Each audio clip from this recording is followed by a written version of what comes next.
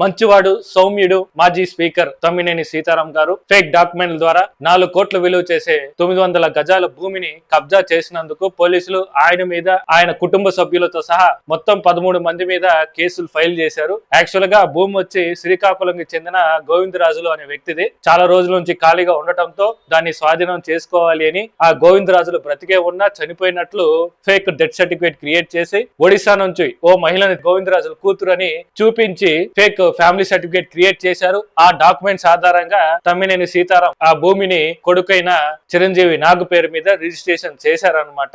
ప్రస్తుతానికి ఈ కేసులో ఒక 8 మందిని అరెస్ట్ చేశారు. తమ్మినేని ఇంకా ఆయన కుటుంబ సభ్యులు పరారీలో ఉన్నారంట. ఫర్ సపోజ్ ఒకవేళ ఇప్పుడు వైసీపీ అధికారంలో ఉండుంటే ఆ భూమి వాళ్ళకి దక్కేదా? ఇలా ఈజీగా కంప్లైంట్ చేసి ఉండే వాళ్ళ మీ అభిప్రాయం ఏంటో కామెంట్ చేయండి. మంచివాడు సౌమ్యుడు మంచి చేస్తాడన్న నమ్మకం విశ్వాసం నాకున్నాయి. మీ చల్లని దీవెనలు ఆశీస్సులు అన్నపై ఉంచవలసిందిగా సవినయంగా ప్రార్థిస్తా ఉన్నాను.